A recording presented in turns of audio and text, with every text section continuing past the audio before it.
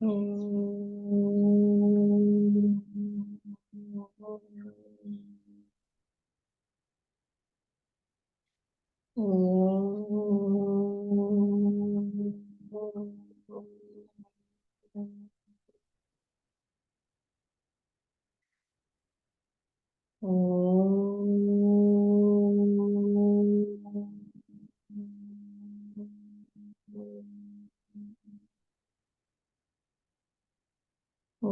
सहना भवतु सहनौ भुनक्तु सह वीर्यं कर्वावहै तेजस्विनावधीतमस्तु मा विद्विषावहै। ॐ शान्ति शान्ति शान्तिः। ॐ गणानां त्वा गणपतिगं हवामहे कविं कवीनामुपमश्रवस्तमम् ज्येष्ठराजं ब्रह्मणां ब्रह्मणस्पत आनशृण्वन्नोतिभिस्सीदसादनम्। ॐ श्रीमहागणपतये नमः। सरस्वती नमस्तुभ्यं वरदे कामरूपिणि विद्यारम्भं करिष्यामि सिद्धिर्भवतु मे सदा। गुरुर्ब्रह्मा गुरुर्विष्णुः गुरुर्देवो महेश्वरः गुरुरेव परं ब्रह्म तस्मै श्रीगुरवे नमः। सदाशिवसमारम्भां शङ्कराचार्यमध्यमाम् अस्मदाचार्यपर्यन्तां वन्दे गुरुपरम्पराम्। श्रुतिस्मृतिपुराणानाम् आलयं करुणालयं नमामि भगवत्पाद शङ्करं लोकशङ्करं समस्तजनकल्याणे निरतं करुणामयं नमामि चिन्मयं देवं सद्गुरुं ब्रह्मविद्वरं सद्गुरुं ब्रह्मविद्वरम्। नमः श्री शंकरानंद गुरुपादाम्बुजन्मने सविलास महामोह ग्राहग्रासैक कर्मणि ग्राहग्रासैक कर्मणि। हम लोग 100th श्लोक पढ़ेंगे। चैप्टर 6 का 100th श्लोक। असंगायाश्चितेर्बन्ध मोक्षौ भेदाग्रहान्मतौ बन्धमुक्तिर्व्यवस्थार्थं पूर्वेषाम् इव चित्पिता। असंगायाश्चितेर्बन्ध मोक्षौ भेदाग्रहान्मतौ बन्धमुक्तिर्व्यवस्थार्थं पूर्वेषाम् इव चित्पिता पूर्वेषाम् इव चित्पिता।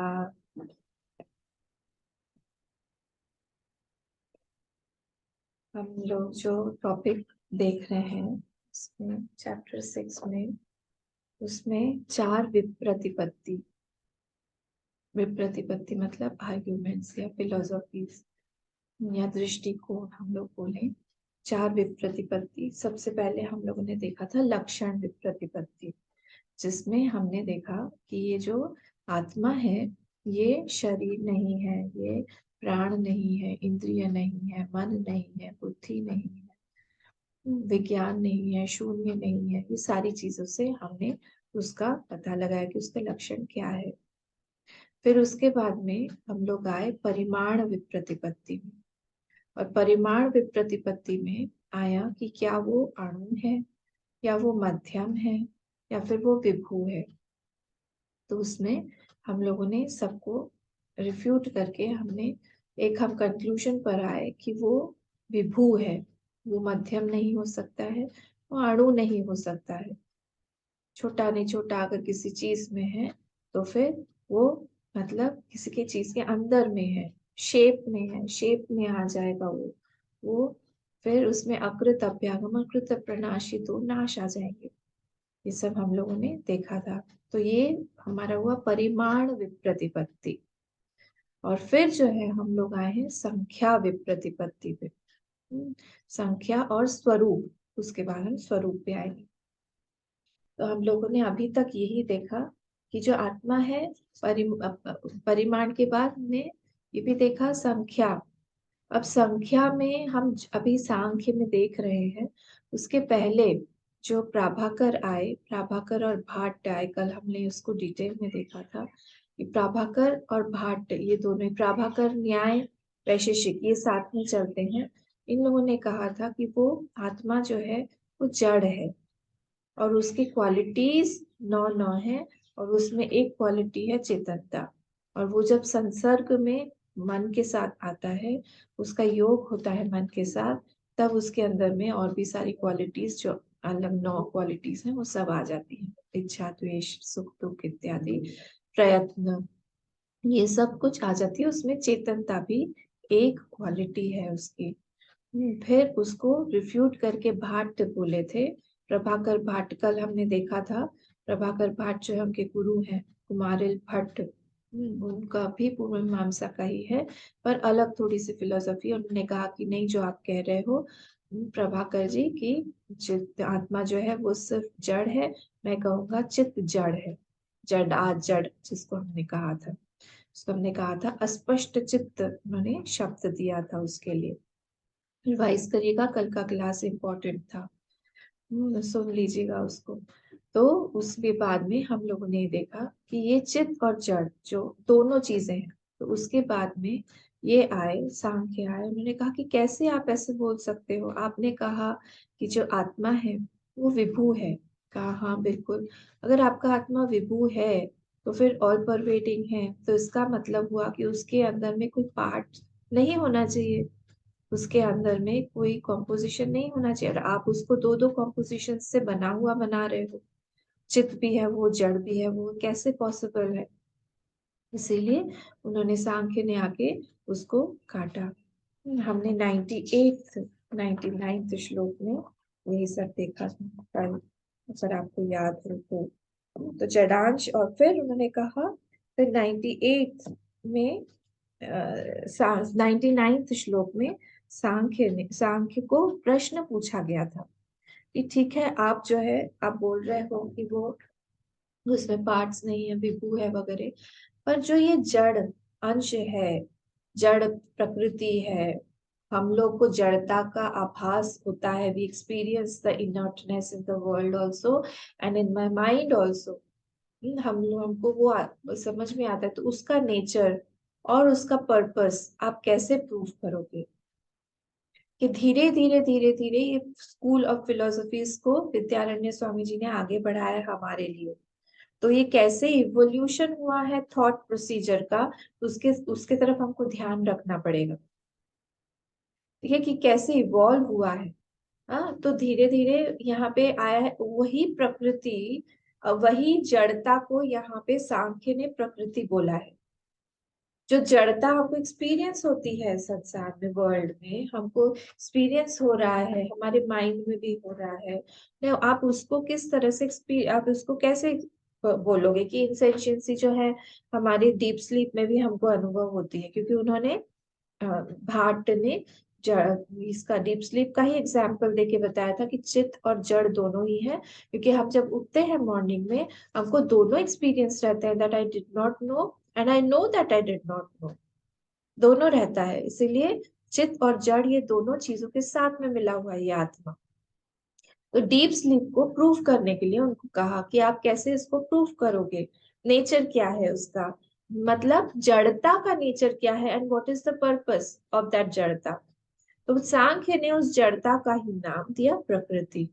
और उन्होंने कहा कि प्रकृति जो है, इसके तीन, इसका नेचर क्या है, इसका स्वरूप क्या है, इसका तीन नेचर है, तीन गुण है इसका। अगर आपको याद हो 99th श्लोक में, जाड्यांश जाड्यांश प्रकृते रूपम विकारी त्रिगुणम च तत्, त्रिगुणत्व है उसमें, तीन तरह के गुण है उसमें, रजस सत्व तमस, विकारी है ये मैनिफेस्ट अनमैनिफेस्ट होता रहता है, it is constantly changing. And जाड्यांश, इसमें जड़ता, इनर्टनेस है, it does not know itself, neither it has got प्रवृत्ति of its own, it cannot move by बाय इटसेल्फ। ये दो डेफिनेशन है जड़ के, इसको याद रखिएगा। तो ये फर्स्ट लाइन में बोला, और पर्पस जो बोला नेक्स्ट लाइन में ही, पर्पस भी इंपॉर्टेंट है। वो प्रकृति जो है हमारे हमारे इसका चित्त का मतलब चितो भोगापवर्गार्थम प्रकृति सा प्रवर्तते। चितो मतलब वहां पे पुरुष के लिए या जीवात्मा के लिए वो भोग और अपवर्ग प्रदान करती है। तो कल हमने इसको भी डिटेल में देखा था कि भोग अपवर्ग क्या है। भोग के लिए भी प्रकृति ही साधन हमारी जुटाती है। अगर हम लोग कुछ काम कर रहे हैं, भोग मतलब एंजॉयमेंट हो, कुछ भी हम बोल रहे हैं, हम कुछ खा रहे हैं, तो तीन चीजों के लिए, धर्म अर्थ और काम, इन तीनों के लिए प्रकृति ही हमको अपॉर्चुनिटी प्रदत्त करती है, अपॉर्चुनिटी देती है। और मोक्ष के लिए भी, मोक्ष के लिए मतलब क्या, मतलब मोक्ष मतलब यहाँ पे जो है कि जो पुण्यवान है, जिनके पास में पुण्य है, उनको कुरूप सत्य हुआ, उनके मन में श्रद्धा हुआ, विश्वास हुआ, ये सारी की सारी समर्पण हुआ, हाँ, किसी चीज में लगे रहना हुआ, साधन हुआ, हमारे हाथ में टेक्स्ट आया, हमको कोई सुनाने वाला मिले, ये सारी चीजें कौन देता है? ये प्रकृति ही देती है। Without that prakriti we won't get that opportunity. Hmm ये सांख्य बोल रहा है, ये सांख्य ने बताया कि जो सा प्रकृति ही भोगापवर्गार्थम चित्तो प्रवर्तते, दिस प्रकृति इज डिजाइन फॉर भोग एंड अपवर्ग। यहाँ तक हमने देखा था। और इसको हम लोगों ने गीता के श्लोक और श्वेताश्वतर के श्लोक के साथ में हमने इसको प्रूव भी किया था। ठीक है, अब हम आगे बढ़ते हैं 100th श्लोक पे। आइए, अब जो धीरे धीरे सटल होता जा रहा है सब्जेक्ट, तो आप लोग का अटेंशन पूरा चाहिए इसमें। अब क्या हुआ, हमने इसको पढ़ लिया है। असंगाया चितेर बंध मोक्षौ भेदाग्रहात मतौ। तो अब असंगाया, अब वो जो चित है, वो दैट चित या फिर हम पुरुष बोले, जो भी आत्मा बोले, वो कैसा है? वो असंग बाय नेचर है। उसका नेचर कैसा है? वो असंग है। हाँ, तो उसको, अगर वो असंग है, तो उसको भोग या अपवर्ग दोनों ही क्यों चाहिए? उसको तो दोनों ही नहीं चाहिए, क्योंकि वो असंग है ऑलरेडी, तो उसको ये दोनों ही की आवश्यकता नहीं है। हाँ, तो ऑल्दो दैट पुरुष इज विभु, उनके हिसाब से अगर वो विभु असंग है, वो विभु है, पर क्या होता है, क्योंकि ड्यू टू इग्नोरेंस, अज्ञान के कारण, वो क्या बन जाता है? वो वही चित्त या फिर वही पुरुष, वो बन गया भोक्ता। वो बन गया भोक्ता, अज्ञान के कारण वो बन गया भोक्ता। हाँ, और उसको अब क्या लगता है? उसको अब लगता है कि मुझे कोई चाहिए, आई नीड समवन, मैं अकेला नहीं रह सकता हूँ, मुझे किसी के साथ में रहना है, मुझे कंपनी चाहिए, मुझे अटेंशन चाहिए, मुझे प्रशंसा चाहिए, सब कुछ मुझे चाहिए। तो अब क्या हुआ, अब सांख्य फिलोसफी के अनुसार वही जो असंग पुरुष था, वो बंधन में बंध गया। सांख्य वो बाउंड हो गया, वो बंधन में बंध गया, अज्ञान के कारण वो बंधन में बन गया। तो क्यों? क्योंकि वो भोक्ता बन गया। क्यों? क्योंकि उसको उसका नेचर नहीं पता है कि वो असंग है। उस पुरुष को अपना नेचर नहीं पता है। हाँ, अब यहाँ पे अनंतता जो है, उस अनंतता का को एम्फसाइज नहीं किया गया है सांख्य में। सांख्य में, पर वेदांत में हम अनंतता को, हम बोलते हैं, हम अनंतता को बार बार उसको रिटरेट करते हैं, उसको हम रीअफर्म करते हैं। क्योंकि एज इट इज असंग, इट कैन नॉट बी भोक्ता, हम लोग ऐसा बोलते हैं, पर वो लोग बोलते हैं ये भोक्ता बन गया है ड्यू टू इग्नोरेंस, इग्नोरेंस के कारण, अज्ञानता के कारण वही बन गया है। देखिए, इस चीज को ही चैप्टर 13 में निकालिए आप लोग, गीता में चैप्टर 13 में निकालिए, कौन सा श्लोक नंबर है ये। पुरुष प्रकृतिस्थोपि भोक्ते प्रकृति जान गुणा, 21st श्लोक। कारणम गुण संगोस्य सदसत्यो निजन्मसु, है ना। एक पुरुष प्रकृतिस्थो ही भुगते प्रकृति जान गुणान, प्रकृतिस्थ होके वो पुरुष, मतलब प्रकृति के साथ में उसका योग होकर वही पुरुष क्या हो गया? अब अब वो भोक्ता बन गया, भोक्ता बन गया। और गुण संग होने से अब वो सत असत योनियों में उसका जन्म होने लगा। 21st श्लोक देखिए। तो इट स्टार्टेड एंजॉइंग द प्रकृति। हाँ, अब दिस एंजॉय पुरुष, इस प्रकृति, अब उसी प्रकृति, उसी पुरुष का नाम हो गया जीव। वही पुरुष जो है, जब इसके साथ में इसका योग हो जाता है, किसके साथ, प्रकृति के साथ में, वो एंजॉय करने लगता है। अब वो जीव या फिर संसारी पुरुष बन गया। अब उसका पतन जो है वो चालू हो जाता है। हाँ, तो इसीलिए ये लोग क्या बोलते हैं, सांख्य बोलते हैं कि पुरुष को प्रकृति के साथ में डिसोसिएट करना ही उनके लिए मोक्ष है। तो बॉन्डेज क्या है उनके लिए, एसोसिएशन विथ प्रकृति ऑफ द पुरुष। पुरुष एंड प्रकृति का एसोसिएशन जो हो गया, वो उनका बॉन्डेज है, बंधन है। और मुक्ति क्या है, इन दोनों का अलग अलग होना ही उनके हिसाब से मुक्ति है, मोक्ष है। सबका मोक्ष अलग अलग है। अगर आपको याद हो, पूर्व मीमांसा का मोक्ष है कि हम लोग किसी एक दूसरे लोक में जाएं बड़े समय के लिए।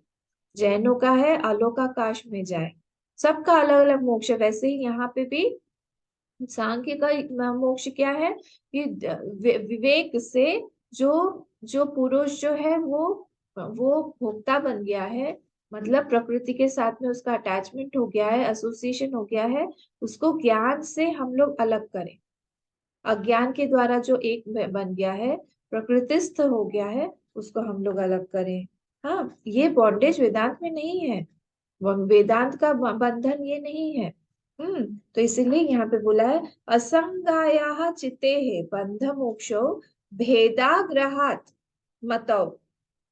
मतौ मतलब यहाँ पे इन कंसिडरेशन विथ, या फिर इनके मत के अनुसार। भेदाग्रहात, भेद अग्रहात, उसको हम ब्रेक कैसे करेंगे, भेद अग्रहात, वहां पे भेद को नहीं लिया है। प्रकृति और पुरुष सेम रियलिटी पर है, सेम रेल्म ऑफ कॉन्शियसनेस पर है। जितनी जितना सत्य पुरुष है, उतना ही सत्य वहां पे प्रकृति भी है। ये दोनों ही पूरे के पूरे सत्य हैं। ये दोनों ही पूरे के पूरे रियल हैं। ये दोनों अलग अलग नहीं हैं, मतलब मिथ्या नहीं है, दोनों ही रियल हैं। ठीक है। तो यहाँ पे ये बोला गया है कि दोनों ही जो है, डिफरेंसेस आर नॉट सीन, भेद अग्रहात। जितना सच प्रकृति है उतना ही पुरुष है, जितना पुरुष है उतना ही सच जो है वो प्रकृति है, दोनों ही है। तो अगर प्रकृति सच है, तो फिर प्रकृति मिथ्या नहीं है, तो फिर प्रकृति के द्वारा दिया हुआ बंधन भी जो है, वो भी कैसा रहेगा, वो भी सत्य होगा। ठीक है। तो बंधन भी जो है उनके लिए रियल है। तो अगर बंधन, इफ बंधन इज रियल, तो फिर मोक्ष भी उनका रियल होगा। समझ रहे हैं आप। हमारे लिए मोक्ष रियल नहीं है, क्योंकि हमारे लिए बंधन रियल नहीं है। इस बात को आप जानिए। हमारे लिए जो है, और जब पुरुष जो है उनके लिए मोक्ष क्या है, उनके लिए मोक्ष ये है कि पुरुष जब विवेक करेगा और प्रकृति के साथ अपने आप को अलग करेगा, हाँ, तो उसका मोक्ष मिल जाएगा। तो उनके यहाँ पे साधना क्या होगी मोक्ष की, कि कंटिन्यूअसली विवेक करना। पर हमारे आप अब विवेक करते करते क्या होगा, वो एक कर्म बन गया, और कर्म के द्वारा उन्होंने मोक्ष को उपलब्ध करवाया, मतलब प्राप्त किया। तो अगर मोक्ष को प्राप्त किया, इसका मतलब क्या है, मोक्ष पहले नहीं था, प्रागाभाव था। देखिए, ये सब आप सुन चुके हैं, मैं जस्ट उसको एक प्लेटफॉर्म पे ला रही हूँ। तो प्रागाभाव था मतलब जन्म हुआ। प्रागाभाव से आप डरिए मत, मतलब प्रायर नॉन एग्जिस्टेंस था। उसी उसका ही पहले नॉन एग्जिस्टेंस था, फिर आया, मतलब क्या हुआ, किसी चीज का अगर जन्म हुआ है तो उसकी मृत्यु भी निश्चित है। अगर कोई चीज प्रोड्यूस हुआ है तो उसका वो खत्म भी हो जाएगा। इसका मतलब है मोक्ष अगर पैदा हो रहा है, मोक्ष अगर आ रहा है, तो फिर वो मोक्ष खत्म भी हो जाएगा इन टाइम। नहीं, कितनी बड़ी फैलिसी हो गई है ये। तो दिस इज नॉट पॉसिबल, जाता से ही ध्रुवो मृत्यु। हाँ, तो अगर वो मोक्ष जो है वो बॉर्न हुआ है, तो अगर उसका जन्म हुआ है, प्रागाभाव था पहले, अब मोक्ष जो है वो आ गया है, इसका मतलब क्या हुआ, इसका मतलब हुआ कि वो चला भी जाएगा, अनित्य हो गया उनका मोक्ष। उनका मोक्ष जो है वो अनित्य हो गया। तो जब आप बोलते हैं, ये आई होप ये बात समझ में आ गई। क्योंकि वो लोग मोक्ष को ला रहे हैं, हम लोग क्या मानते हैं, हमारे हिसाब से मोक्ष जो है, वी आर ऑलरेडी इन मोक्ष। हमको अज्ञान है इस चीज का, हम अज्ञान को हटाते हैं, ऊपर से लेयर हटाते हैं, और फिर हमारा जो एक्चुअली हमारा स्वरूप है, दैट इज क्लियर, क्योंकि नित्य मुक्त है हमारी आत्मा। हमारा आत्मा जो है वो नित्य मुक्त है, उस वो बंधन में नहीं है। अज्ञान के द्वारा हमको लग रहा है, तो अज्ञान हमको हटा देते हैं जब ज्ञान के द्वारा, तब हमने कुछ प्राप्त नहीं किया। जो हम थे वो हम लोग को पता चल गया। तो हम लोगों ने, हम मोक्ष में ही हैं already, but we don't know due to ignorance. तो यहाँ पे क्या है, ये लोग मोक्ष को प्राप्त करते हैं, उन लोग मोक्ष को बनाते। अगर मोक्ष को हमने कभी प्राप्त किया, तो इन टाइम वही मोक्ष जो है वो चला भी जाएगा। तो उस मोक्ष की क्या गारंटी हुई फिर? मोक्ष जो है वो चला जाएगा। तो अगर आप कह रहे हो कि वो पुरुष जो है वो विभू है, वो पुरुष जो है ऑल परवेडिंग है, तो वो लोग एक और चीज मानते हैं कि पुरुष जो है वो कई है। उनकी एक और फैलेसी ये है कि पर हेड उन्होंने एक एक पुरुष सबको दिया हुआ है। उनके हिसाब से सारे के सारे लोगों के पास में एक एक पुरुष है। और वो उन्होंने क्यों रखा है? फिर से उन्होंने इसीलिए रखा है, उनका कहना है कि अगर आप कहते हैं कि एक जो पुरुष है, एक जो आत्मा है वो लिबरेट हुआ, तो फिर सबको हो जाना चाहिए लिबरेट। एक अगर बंधन में हुआ तो सबको बंधन में आ जाना चाहिए। तो ये इस पैलेसी को निकालने के लिए उन्होंने बहुत सारे पुरुष पर हेड कर दिए कि चलिए सबका एक एक हम फ्री में बांट रहे हैं, सबके पास में एक एक पुरुष होगा। तो उन्होंने उसकी बंधन और मोक्ष को इतना रियल मान लिया है, उसकी रियलिटी को सेव करने के लिए उन्होंने पुरुष को मैनी बना दिया, बहुत सारा बना, बहुत्व कर दिया उसका। प्रकृति के रियलिटी को बचाने के लिए उन्होंने इधर बॉन्डेज को रियल बना दिया। तो सारी की सारी चीजें वहां पे वो इन दोनों को सेव करने के लिए कर रहे हैं। आई होप ये क्लियर हो रहा है। जब पुरुष जो है वो बहुत हो गए, बोले क्यों हम बहुत कर, आपने तो विभू बोला, ऑल परवेडिंग भी है कोई और बहुत भी है, ये कैसे हो सकता है? बहुत सारे हैं मतलब तो फाइनाइट हो गया ना। एक अगर कोई चीज दो है मतलब वो चीज इधर नहीं है, ये चीज उधर नहीं है, ऑल परवेडिंग कैसे होगा? यहाँ पे अगर आप बोल रहे हो विभू है, ऑल परवेडिंग है, और आप ये भी कह रहे हो कि मेनी, देयर आर मेनी पुरुष, तो ये in itself is a fallacy. यही पॉसिबल नहीं है। तो यहाँ पे दिस इज संख्या विप्रतिपत्ति। हम लोग अब संख्या विप्रतिपत्ति में घुसे हैं। हम समझ रहे हैं इसको कि हम लोग आत्मा कितना है, वो जो कंफ्यूजन है उस पे हम लोग चर्चा कर रहे हैं। कोई बोल रहा है बहुत है, कोई बोल रहा है एक है। तो यहाँ पे वो यही बोल रहे हैं कि जो ये चित्त है या पुरुष है, ये कैसा है? ये विभू है, ये असंग है, ये चेतन है, हम मान रहे हैं, पर ये बहुत्व, बहुत सारे हैं, एक नहीं है। तो उन्होंने बहुत इसीलिए रखा कि हम लोग पहले भी देख चुके हैं शायद इस थियरी को। इन्होंने इसलिए रखा क्योंकि उनको लग रहा है कि एक अगर मुक्त हुआ तो सब मुक्त हो जाएंगे, एक अगर बंधन में आया तो सब बंधन में आ जाएंगे। तो टू मेंटेन दैट डिफरेंस उन्होंने कहा कि हम सबका अलग अलग कर देते हैं पुरुष। तो पुरुष जो है वो बहुत सारे हैं। अब यहाँ पे वेदांत का क्या कहना है? वेदांत में उपनिषद में भी आया है, गीता में भी कई जगह पे आया हुआ है। उन्होंने क्या किया, माया को लाए। वेदांत जो है वो माया को लाता है, और वो माया को बोलता है माया तो प्रकृतिम विद्धि माइनम तो महेश्वरम। तो एक माइनम है और एक माया है। तो जो पति है माया का वो ईश्वर है। वो क्या कर रहा है, थ्रू माया, माया के ही थ्रू, माया के अंदर में अंतःकरण है। उस अंतःकरण में उस चित्त का या फिर उस आत्मा का वहां पे रिफ्लेक्शन होता है, और कई सारे रिफ्लेक्शंस हो सकते हैं। रिफ्लेक्शंस हो सकते हैं जिसको हम लोग बोलते हैं चिदाभास, जिसको हम लोग बोलते हैं अलग अलग पुरुष, जिसको हम लोग बोल रहे हैं जीव, चैतन्याभास, जिसको हम लोग तरह तरह से नाम देते हैं। वो कई हो सकते हैं, पुरुष नहीं है अलग। हम लोगों ने माया को अंदर लाके हमने कहा कि उस अंतःकरण में वहां पे रिफ्लेक्शन होके वो बहुत्व हो गया है, किसका? जीव रूप से। पुरुष एक ही है, जैसे sun is only one, but reflection of sun can be many. जिस जिस तरह से वहां पे अलग अलग वाटर एलिमेंट होगा या फिर रिफ्लेक्टेड मीडियम होगा, वहां वहां पे सारे के सारे रिफ्लेक्शंस होंगे।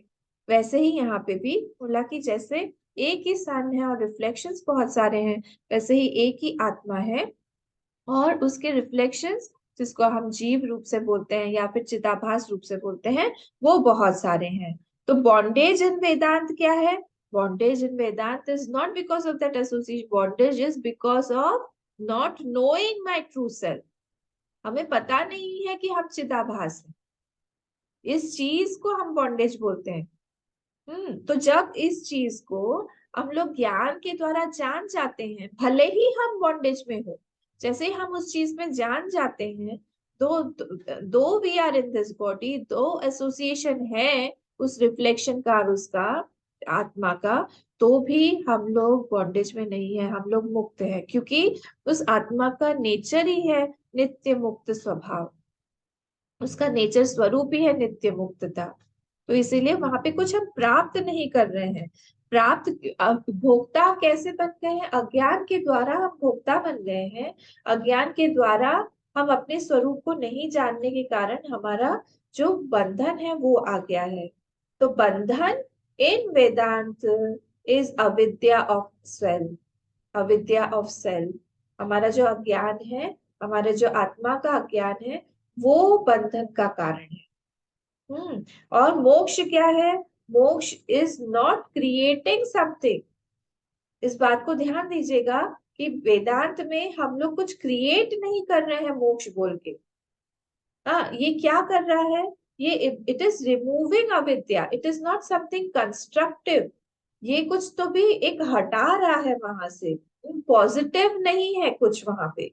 जब हम बोलते हैं कि मोक्ष मिल रहा है या फिर मोक्ष मिलेगा उसको, तो वहां पे कुछ पॉजिटिव नहीं है, बट इट इज ऑब्लिटरेटिंग समथिंग, जो कि गलत चीज है, जो कि नहीं है, जो कि मिथ्या है। उस चीज को हटाने की के प्रोसीजर को ही हम मोक्ष बोलते हैं। तो ये कोई पॉजिटिव कंस्ट्रक्शन नहीं होके वहां पे कुछ हम नेगेटिव को हटा रहे हैं, और वहां पे कोई कर्म नहीं हो रहा है मोक्ष में कि हम कुछ बना रहे हैं या फिर कर रहे हैं। क्यों? क्योंकि कर्म में क्या है? कर्म में कर्ता है, और जैसे ही कर्ता आएगा तो कर्ता डूअरशिप तो है, वो चेंजिंग है, वो विकारी है। तो फिर आत्मा को भी हमने कर्ता बना दिया किस चीज का? मोक्ष का। तो फिर वो कर्ता से जो भी आया है वो चला जाएगा। तो कर्ता वहां पे नहीं है, मोक्ष वहां पे फॉल्स है, मिथ्या है, क्योंकि बंधन जो है वो मिथ्या है, इसीलिए मोक्ष भी जो है वो भी मिथ्या है। तो इसीलिए there is nothing called creation of moksha. बहुत बड़ी चीज है ये हम कुछ क्रिएट नहीं कर रहे हैं, हम कुछ मोक्ष में बना नहीं रहे हैं। To tell the concept of nitya muktata of आत्मा इज मोक्ष इन वेदांत, कि ऑलरेडी आत्मा जो है वो नित्य मुक्त है, उसको कुछ चाहिए नहीं। ठीक है? तो मिसकंसेप्शन कहीं ना कहीं जो हमारी है, उस चीज को हटाने का नाम ही मुक्ति है या फिर मोक्ष है। और आत्मा, जब हम उस अज्ञान को हटा देते हैं, जो अज्ञान नहीं है ऑलरेडी उसको हम हटा देते हैं, तो आत्मा का जो स्वरूप है, वो हमारे सामने आ जाता है। इसको हम लोग ड्रीम के एग्जाम्पल से बहुत क्लियरली समझ सकते हैं। जो ड्रीमर है, अब जो ड्रीमर है उसको हम वेकर कैसे बनाए? क्या हम बनाते हैं क्या वेकर को? ड्रीमर है जो स्वप्न स्वप्न देख रहा है, स्वप्न पुरुष, वो स्वप्न अवस्था में गया, वो अच्छे से स्वप्न देख रहा है। तो अगर उसको वेकर बनाना है, हमें जागृत बनाना है हमें, तो क्या करना होगा? हमें कुछ करना है क्या? हमें जब वो अपने आप जब ड्रीम जो है वो चला जाएगा, तो ड्रीम चला जाने से क्या होगा? अपने आप वो वेकिंग स्टेट में आ जाएगा, वहां पे कुछ क्रिएट नहीं किया है। ड्रीम चला गया, ड्रीमर भी चला जाता है ड्रीम के साथ, क्योंकि ड्रीम वॉज अनरियल। तो ड्रीम जब चला गया, स्वप्न जब चला गया, अपने आप उसका जो वो नेचर है, waker is not created, you just remove the dream. तो ड्रीम रिमूव करने से ड्रीमर भी रिमूव हो जाता है, वो मुक्त हो गया ड्रीम से और ड्रीमर से, वेकर। वैसे ही यहाँ पर भी यही बोला जा रहा है कि मोक्ष क्या है? He has realised himself to be atma. उसने अपने आप को रियलाइज कर लिया, एक्सपीरियंस कर लिया, इस चीज को अनुभव कर लिया कि मैं आत्मा हूँ। मैं ये चिदाभास या जीव रूप से जो मेरा एसोसिएशन था वो मिथ्या रूप से भाषित हो रहा था। वो ज्ञान के द्वारा ही पॉसिबल है, अज्ञान जो है वो हट जाता है। तो अब इसमें हम लोग देखते हैं सांख्य में पुरुष और प्रकृति। आपको क्लियर हो गया होगा अभी सांख्य की फिलोसफी और वेदांत की फिलोसफी। मैं बार बार बोलती रहूंगी तो और ज्यादा डिप्रेशन उसका पड़ जाएगा। वैसे हमने पहले भी इसको देखा हुआ है कई बार। तो प्रकृति सांख्य में प्रकृति जितनी रियल है उतना ही पुरुष भी रियल है। तो उसमें दो दो सत होने से दोनों ही फाइनाइट हो जाएंगे। ये समझ में आ रहा है ना, क्योंकि दोनों ही एक दूसरे के दृष्टा है। तो दो सत्य हो गए तो दोनों बोथ आर फाइनाइट। दोनों फाइनाइट हो गए, दोनों जो है वो लिमिटेड हो गए, परिच्छिन्न हो गए। ठीक है। तो इसीलिए दोनों, और दोनों रियल भी है। आप सोचिए, दोनों रियल भी है, जितना रियल पुरुष है उतना रियल प्रकृति भी है। तो इसीलिए उनका बंधन और मुक्ति दोनों ही रियल मानते हैं उसको। हम लोग बंधन को रियल नहीं मानते हैं, इसीलिए मुक्ति को भी हम लोगों ने रियल नहीं माना है। तो इसीलिए वो लोग पुरुष को बहुत मानते हैं, बहुत सारे पुरुष हैं। हाँ, तो रियल प्रकृति के रियलिटी को सेव करने के लिए उन्होंने क्या किया, उन्होंने बहुत पुरुष बना दिया, पुरुष को बहुत बना दिया। किस लिए? प्रकृति रियल है इसको सेव करने के लिए। क्योंकि प्रकृति अगर रियल नहीं होगी तो फिर उनका बंधन और मोक्ष भी रियल नहीं होगा। तो बोल रहे हैं कि हमारा तो एक्सपीरियंस है कि हम बंधन में हैं। तो इसीलिए उन्होंने पर हेड डाल के बोल दिया कि अलग अलग अलग अलग सबका अपना अपना प्रकृति है, अपना अपना पुरुष है। तो इतने सारे पुरुष हो गए उनके। तो मोक्ष उनके लिए क्या है? उनके लिए मोक्ष है असंगता ऑफ पुरुष, डिस्क्रिमिनेशन करना पुरुष और प्रकृति में, अलग अलग करना दोनों को। तो भोग, जैसे ही भोक्तृत्व पुरुष का चला जाएगा वो मुक्त हो गया। अभी क्या हो गया? वो भोक्ता बन के बैठा हुआ है। और इसीलिए उनका साधन क्या है? कंटिन्यूअसली वो विवेक करते रहना, प्रकृति अलग है पुरुष अलग है, प्रकृति अलग है पुरुष अलग है, ये विवेक करते रहना। ठीक है। पर वेदांत में हमारी साधना क्या है? अनंतता को जानना उस आत्मा के। वहां पे विवेक करना नहीं है, वहां पे उस अनंतता को जानना, यही वहां पे विवेक है। तो माया, वहां पे हम लोग वेदांत में किसको लेके आए हैं? हम वेदांत में माया को लेके आए हैं। Maya is superimposed on that purusha. माया को सुपर इम्पोज कर दिया पुरुष में। तो उनकी जो उनका जो फिलोसफी है सांख्य का, वो कैसा है? सांख्य की जो फिलोसफी है वो उनका तर्क प्रधान है। उनका फिलोसफी जो है, उनकी फिलोसफी तर्क प्रधान है, श्रुति प्रधान नहीं है। हाँ, उनको वो बोलते हैं कि हमको एक्सपीरियंस हो रहा है अलग अलग भाई, इतने सारे एक्सपीरियंसेस अलग अलग भोक्ता के हो रहे हैं, तो आप कैसे बोलोगे कि भोक्ता जो है वो रियल नहीं है?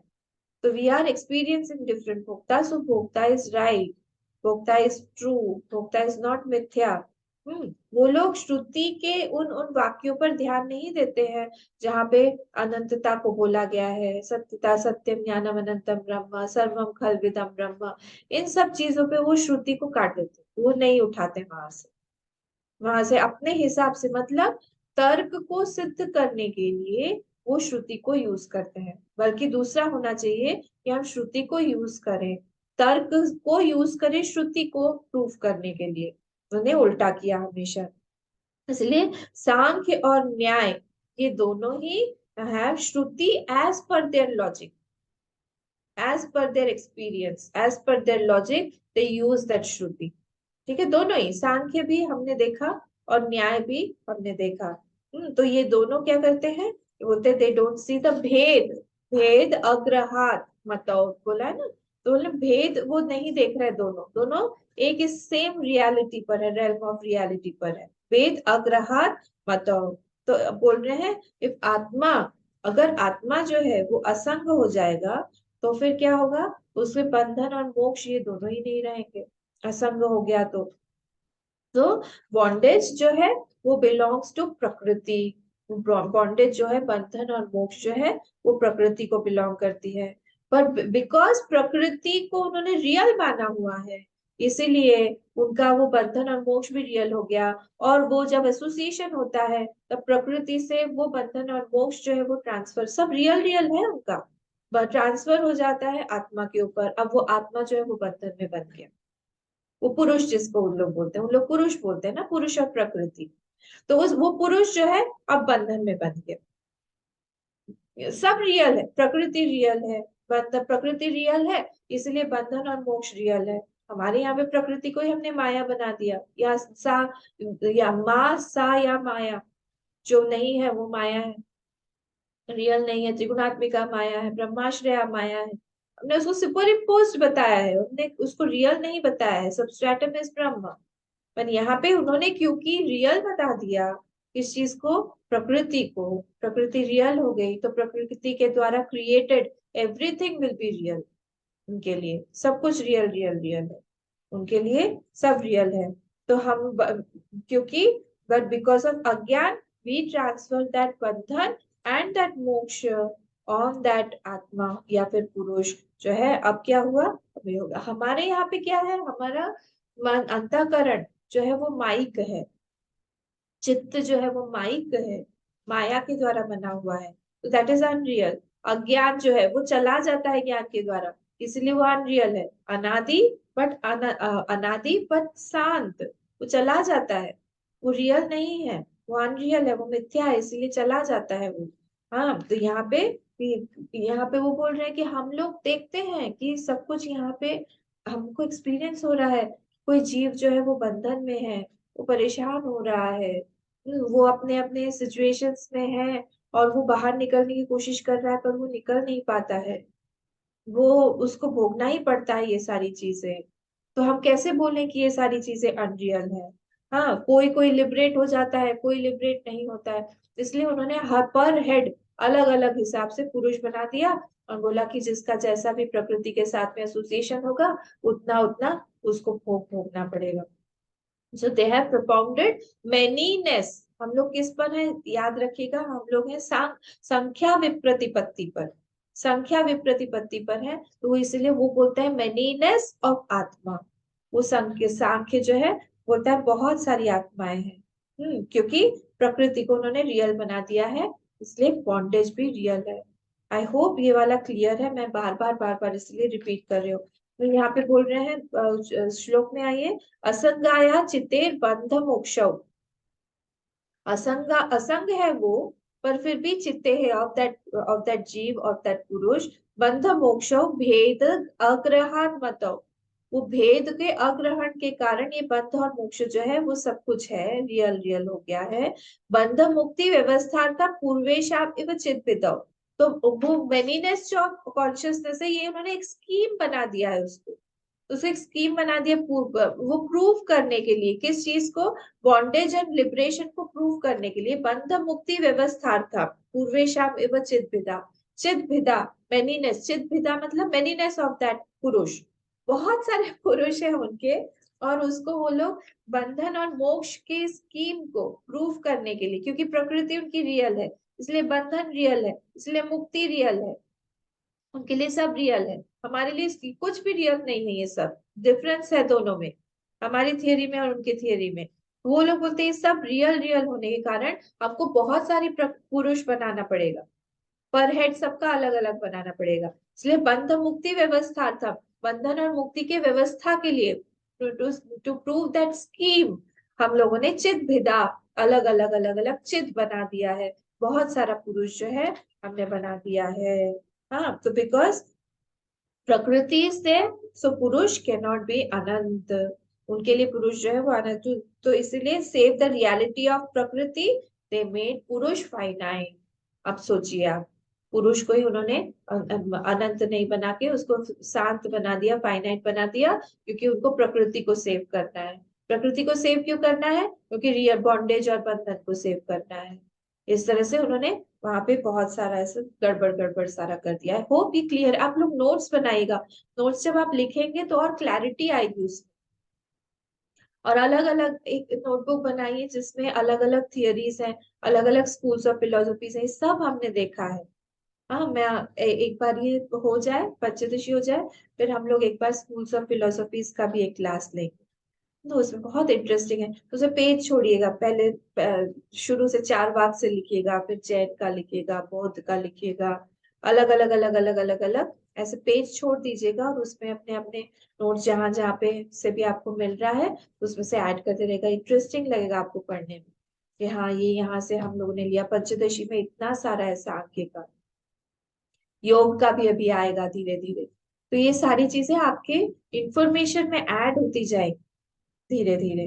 ठीक है, तो इसलिए ये यहाँ पे क्या कर रहे हैं, वो बॉन्डेज को और मुक्ति को, उन्होंने दोनों को ही रियल बनाने के लिए रियल बनाया हुआ है, और प्रकृति को रियल बना दिया है, प्रकृति को सेव करने के लिए पुरुष को बहुत बना दिया है। और इस तरह से उनकी पूरी ये थियोरी जो है हमारे उपनिषद के पूरा अगेंस्ट में है। जो हमारा उपनिषद बोलता है दिव्यो ही मूर्ता पुरुष, अमूर्त पुरुष है वो।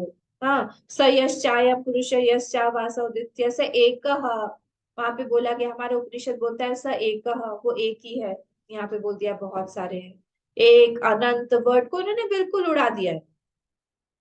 अनंत कैसे हो सकता है जब दो है, बताइए आप, नहीं हो पाएगा। दो रियलिटी है उनके पास में, प्रकृति भी रियल है, पुरुष भी रियल है, तब तो वहीं पे फाइनाइटनेस आ गया ना। तो अनंत कैसे हो पाया हुआ होगा, अनंत तो होगा ही नहीं। आप बोल रहे हो उधर विभू भी है, आप बोल रहे हो उधर असंग भी है, आप इधर बोल रहे हो मैनीनेस भी है। फैलेसीज है ये सारी चीजें। हम्म। तो दे से हाउ कैन आई से प्रकृति इज मिथ्या, जब हमको दिखाई दे रहा है, हमको बॉन्डेज दिखाई दे रहा है, हमको दुख दिखाई दे रहा है, हम निकलना चाहते हैं तो लिबरेट नहीं हो पाते हैं। हाँ, तो बट प्रकृति जो है वहां पे एक और चीज है इंटरेस्टिंग इनके यहाँ, बोल रहे प्रकृति जो है वो वहां पे विकारी है। बोले ठीक है, प्रकृति आपकी विकारी है, बोले प्रकृति विकारी है तो कोई भी चीज, हम बोलते हैं उनको, कोई भी चीज अगर विकारी है तो फिर वो तो खत्म हो जाएगा, वो तो चला जाएगा, वो इट चेंजेस, इट डाइज।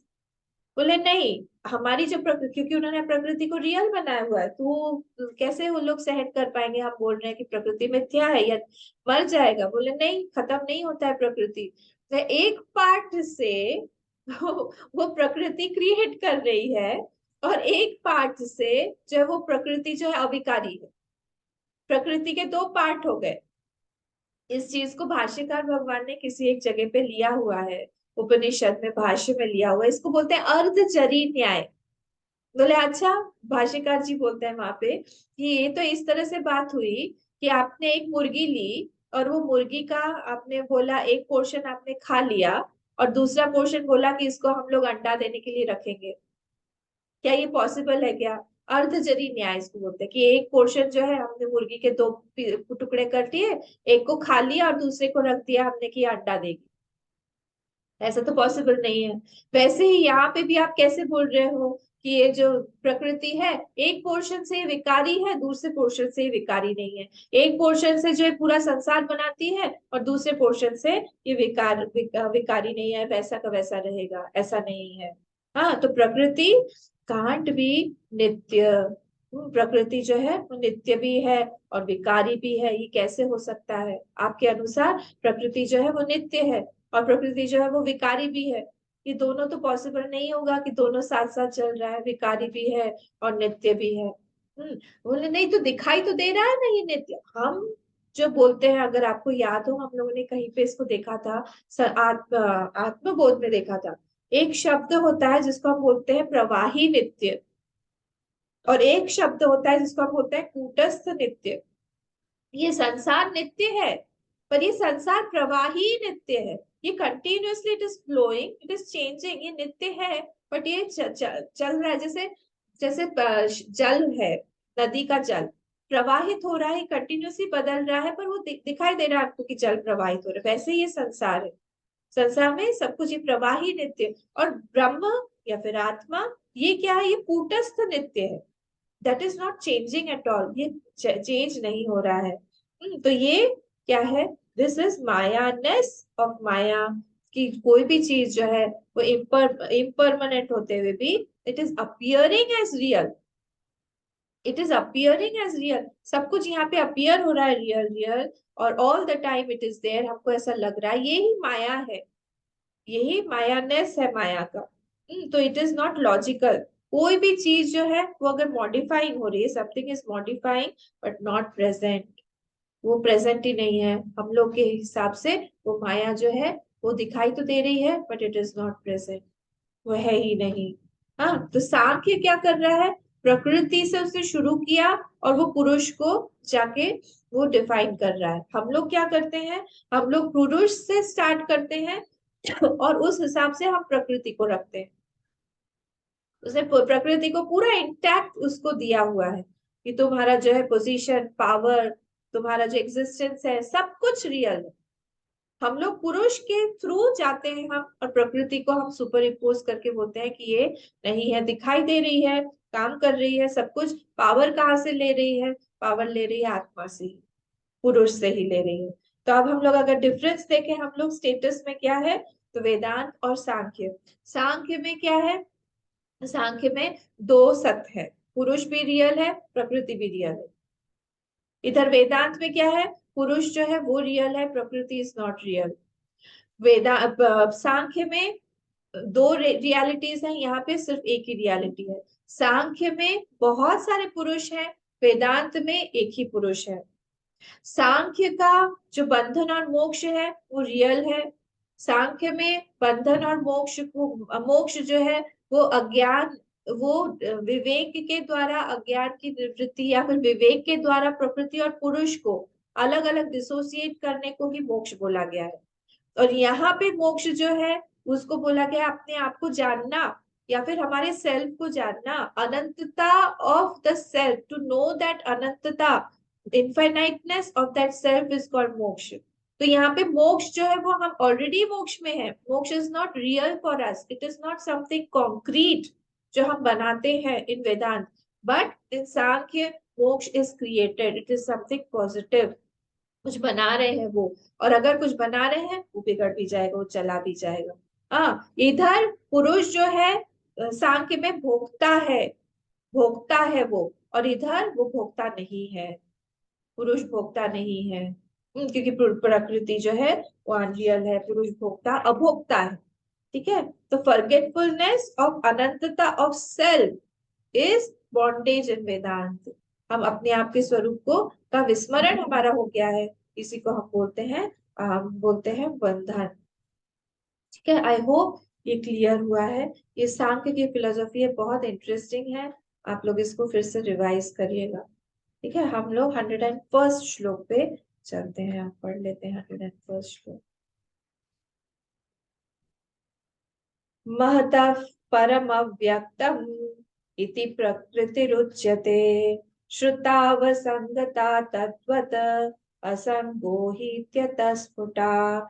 महतः परमव्यक्तम् इति प्रकृतिरुच्यते, श्रुतावसंगता तद्वत् असंगो हीत्यतः स्फुटा। अब वो ये श्रुति को कोट कर रहे हैं। तो महतः परम व्यक्तम, ये कोटेशन है, इसको आप इन्वर्टेड कॉमास में ले लीजिए। इति के पहले फर्स्ट लाइन में महतः परम अव्यक्तम इति प्रकृति उच्यते, प्रकृति उच्यते, और श्रुतावसंगता तत्वत असंगो ही। और दूसरा जो लाइन में असंगो ही, सिर्फ इतना ही जो शब्द है असंगो ही, ये भी श्रुति वाक्य है। स्फुटा मतलब क्लियर। तो उन्होंने क्या किया, उन्होंने उठाया है, उन्होंने श्रुति से वाक्य को उठाया। प्रकृति, प्रकृति किसको बोलते हैं, महतः परम अव्यक्तम। अब उन्होंने ये श्रुति को यहाँ से, ये पूरा का पूरा जो मंत्र है ये आया है, ये आया इंद्रियेभ्य परार्यथा अर्थेभ्यश्च परम मनः, मनसस्तु परा बुद्धिः, बुद्धेरात्मा महान परम, महतः परम अव्यक्तम। यहाँ तक रुक गए, इसके आगे भी है। महतः परम अव्यक्तम, अव्यक्तात् पुरुषः परः, पुरुषात् न परम किंचित। पुरुष तक है वो, पर वो लोग प्रकृति पर आके रुक गए। देखा कैसे वो लोग अपना, अपने हिसाब से जो सूट करता है उनको, वो वहां से श्रुति को उन्होंने पिक किया और अपने लॉजिक को प्रूव कर रहे हैं वो श्रुति के द्वारा, ये गड़बड़। तो फर्स्ट वाले जो लाइन है महतः परम अव्यक्तम, ये जो श्रुति का लाइन उन्होंने कोट कर दिया कि उसको हम महतः परम अव्यक्तम, वो अव्यक्त है, वो परम है। कौन? वो प्रकृति है, प्रकृति उसको बोला जाता है। श्रुतौ असंगता तत्व, श्रुति में असंगता उसके बारे में बोला गया है, और उन्होंने असंग ही इति अतः स्फुटा उसको क्लियर कर दिया। असंग ही, इतना ही सिर्फ उस सेकेंड लाइन में श्रुति का कोट है, वहां से उसको उठाया, अतः स्फुटा, दैट इज वेरी क्लियर। तो their philosophy is based on tarka. तर्क, ये ना बहुत अच्छा एग्जाम्पल हमारे आचार्य जी देते थे, बोलते थे कि तर्क जो है वो एक फनेल की तरह है। फनेल होता है ना, जो हम बॉटल के अंदर तेल डालना हो या फिर कुछ लिक्विड डालना हो, बाहर ना गिरे, तो हम लोग उस फनेल में से हम लोग डालते हैं, बॉटल में चला जाता है। बोले तर्क से भी हम लोग इस चीज को यूज कर सकते हैं। हम लोग बड़ी बड़ी सारी चीजें तर्क के द्वारा, ये बड़े बड़े प्रिंसिपल्स जो बोले गए हैं श्रुतियों में, उपनिषदों में, वहां से उठाते हैं और तर्क के द्वारा ये लॉजिकली उसको एक इसमें डाल देते हैं, छोटी चीज में डाल देते हैं। तो ये यहाँ पे ये गलत कर रहे हैं वो लोग, कि उन्होंने अपने अपने लॉजिक को प्रूव करने के लिए स्क्रिप्चर के आधे आधे पोर्शन उठाया, वहां से जो अल्टीमेट पोर्शन है उसको उन्होंने छोड़ दिया। ठीक है, तो यहाँ पे टिल हियर 98 से 101, यहाँ तक सांख्य फिलोसफी था, यहाँ तक सांख्य फिलोसफी था। अब 102 से लेके 100 102 103, ये दोनों योग फिलोसफी पर है, योग है। हाँ, योग जो है ये सांख्य फिलोसफी के बहुत क्लोज है। योग फिलोसफी जो है वो सांख्य फिलोसफी के बहुत क्लोज है। और सांख्य ज्यादा पॉपुलर नहीं हो पाया, योग ज्यादा पॉपुलर हो गया क्योंकि फटाक से उसमें रिजल्ट दिखता है। वो हमको मेडिटेटिव मोड में लेके जाता है, लाइफ ऑफ मेडिटेशन उसमें पूरा है, यम नियम प्राणायाम इत्यादि आसन, अलग अलग आसन जो है वो बहुत पॉपुलर हो गए हैं। क्विक रिजल्ट हमको दिखता है, धारणा ध्यान इत्यादि वहां पे बताया गया है। ध्यान में क्या करना है? मन को शांत करना है, उसमें कुछ और करना नहीं, देखते रहो, माइंड अपने आप शांत हो जाएगा, उस तरह से। वहां पे जो ये फिलोसफी इजी है और इसीलिए बहुत पॉपुलर हो गई है, और क्विक रिजल्ट भी दिखता है यहाँ पे। तो what is the main difference between Sankhya और योग? दोनों में मेन डिफरेंस क्या है? सांख्य जो है वो निरीश्वरवादी है, वहां पे वो ईश्वर को वो बिलीव नहीं करते हैं। और योग जो है वो ईश्वरवादी, वो ईश्वरवादी है, वो ईश्वर को बिलीव करते हैं, ईश्वर में आस्था रखते हैं, ईश्वर बोल के है कुछ। अब अगर आपको याद हो, आपके पास में मंत्र पुष्पम है, मंत्र पुष्पम में लास्ट में वहां पे पतंजलि योग सूत्र है, वहां पे आप लोग चेक करिएगा और मुझे कल बताइएगा, नेक्स्ट क्लास में बताइएगा कि वहां पे ये वाले सूत्र जो ईश्वर के बारे में सूत्र है वो आपको मिले कि नहीं। सपूर्वेशामपि गुरुः कालेन अनवच्छेदात्, तस्य वाचकः प्रणवः, और तद जपः तदर्थ भावनम, वो लोग उसको ईश्वर को ही बोलते हैं। सपूर्वेशामपि गुरुः, वो गुरु है, सब लोगों का गुरु है वो ईश्वर। और कालेन अनवच्छेदात्, वो काल से भी परे है, काल के बाउंड में नहीं है वो, काल के बॉन्डेज में नहीं है वो, बंधन में नहीं है वो। और इसलिए उनका कोई नाम नहीं दिया है उन्होंने, क्योंकि वो बहुत बड़े हैं। तस्य वाचकः प्रणवः, उसको वो प्रणव नाम से ही, ओम नाम से ही वो लोग उसको बुलाते हैं, और उसका कोई नाम नहीं दिया हुआ है। और उसी का तद तद तद जपस तदर्थ भावना, उसका ही जप करते रहना चाहिए, उसका ही भावना करते रहना चाहिए। ये उनका ईश्वर, तो ये ईश्वरवादी फिलोसफी है। और सांख्य जो है निरीश्वरवादी है, वो लोग ईश्वर पे विश्वास नहीं करते हैं। तो वो बोलते हैं कि हमारे ईश्वर जो है बहुत प्योर है, इसलिए हम उनका नाम भी नहीं लेते हैं, इसलिए उसका नाम रख दिया उन्होंने प्रणव। ठीक है, तो सांख्य में भी एक्चुअली दो है कैटेगरीज, ईश्वरवादी और निरीश्वरवादी, सेश्वर और निरीश्वर सांख्य भी है। पर इन जनरल जो है ये योग जो है वो ईश्वर को मानता है। और प्रकृति और पुरुष, इन सांख्य के लिए दोनों दो बोथ आर देयर। पुरुष जो है वो कैसा है, पुरुष जो है वो असंग है, वहां पे पुरुष जो है वो असंग है, विभू है, विभू है और चेतन है। ले योग बोलता है ठीक है, हमको भी मान्य है ये आपका, आपकी बात। वो जो आत्मा है या फिर पुरुष है आपका, वो विभू है, चेतन है और असंग है, हम भी एग्री करते हैं। पर हम लोग दूसरा शब्द देंगे। हम लोग उस पुरुष को बोलेंगे दृष्टा और प्रकृति को हम बोलेंगे दृश्य। हम पूरा एग्री करते हैं आपके साथ। आपके अनुसार जो प्रकृति है वो हमारे लिए दृश्य है, पर हम लोग जो है प्रकृति को रियल मानते हैं। योग बोलता है हमारे लिए भी दृश्य जो है वो रियल है। देखिए, वेदांत का दृश्य और योग का दृश्य अलग अलग है। हाँ, योग का दृश्य में प्रकृति का दृश्य जैसे, प्रकृति जैसे है रियल, वैसे ही योग का भी दृश्य जो है वो रियल है। ये वेदांत का दृश्य रियल नहीं है। दृष्टा और दृश्य विवेक जब हम करते हैं, हम दृश्य को उड़ा देते हैं क्योंकि वो रियल नहीं है, सुपर इम्पोज्ड है। पर उनके लिए वो दृश्य जो है वो रियल है, इसीलिए वहां पे भी वो लोग अलग अलग करते हैं उसको कंटिन्यूअसली। उसको अलग अलग करते हैं लोग, डिफ्रेंशिएट करते हैं उसको, अलग करते हैं। तो फॉर योग दृश्य इज रियल। वो लोग उनको प्रकृति और पुरुष को ही अलग अलग नाम दे दिया है, दृष्टा और दृश्य बोल दिया है। ठीक है। तो अब ये बोल रहे हैं कि अगर सांख्य बोल रहा है सभी कुछ आप हमारे जैसा मानते हैं, तो आप क्यों ईश्वर को क्यों आप ला रहे, ईश्वर को लाने का तर्क क्या है आपके अंदर? हमको यही समझ में नहीं आ रहा है। सब तो चल रहा है अपने आप, प्रकृति अपने आप चल रही है, तो फिर क्या जरूरत है? ना, इन्होंने योग ने कहा कि नहीं, अगर आप प्रकृति को बोल रहे हैं कि प्रकृति मॉडिफाई हो रही है, विकारी हो रही है, तो फिर वो जड़ है। अगर कोई चीज जड़ है तो फिर वो उसके अंदर स्वतः प्रवृत्ति नहीं हो सकती है, क्योंकि जड़ का एक डेफिनेशन अगर आपको याद हो, स्वतः प्रवृत्ति अभावात, स्वतः प्रवृत्ति अभावात असंभवात। उसके अंदर स्वतः प्रवृत्ति नहीं होगी। एक चीज को आपने किताब को वहां पे रख दिया तो वो वैसे ही पड़ा रहेगा जब तक आप उसको उठाते नहीं है, प्रवृत्ति उसकी नहीं है।